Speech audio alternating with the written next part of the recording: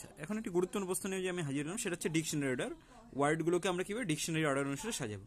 তো dictionary order থেকে সাজাতে গেলে দেখো আমরা অপশনটাকে কাজে লাগিয়ে কীভাবে উত্তরগুলো দিতে পারি তাড়াতাড়ি, সেটা হচ্ছে আমাদের মেন টার্গেট। যে অপশনকে ইউজ করে আমরা ডিকশনারি অর্ডারকে কত ইজিলি করতে পারি, যেটা করতে করতে আমাদের মনে হয় কত পরিশ্রম, ঘাম ঝরে যাচ্ছে বা ডিকশনারি অর্ডার বা সাজাতে গিয়ে। কিন্তু যদি আমরা অপশনকে ইউজ করতে পারি তাহলে কয়েক মিনিটের মধ্যে, কয়েক সেকেন্ডের মধ্যে আমরা উত্তর দিয়ে দিতে পারবো, 1 মিনিটও সময় লাগবে না।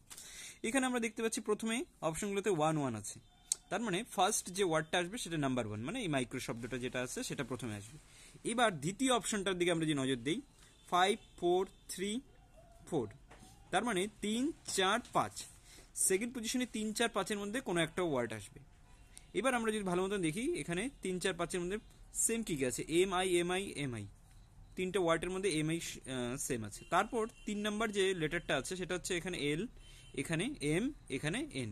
এবার এল মানে কত, 12 প্লেস ভ্যালু, এম মানে হচ্ছে 13, আর এন মানে হচ্ছে 14। তাহলে সবার আগে কোনটা আসবে, এই 3 নাম্বারটা আসবে।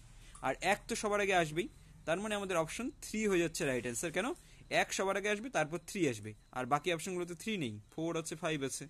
তাহলে আমাদের একমাত্র অপশন কোনটা হচ্ছে, 3 নাম্বার অপশনটা, যে 1 3 4 5 2, তার মানে অপশন 3 হবে রাইট অ্যান্সার। এইভাবে আমরা অপশনকে ইউজ করে ডিকশনারি অর্ডার খুব তাড়াতাড়ি ইজিলি করে ফেলতে পারি, কয়েক সেকেন্ডের মধ্যে। এইরকমই গুরুত্বপূর্ণ ট্রিক জানতে হলে আমার চ্যানেলটিকে অবশ্যই ফলো করবে, সবাই সাবস্ক্রাইব করে নেবে। দেখা হচ্ছে পরবর্তী ভিডিওতে।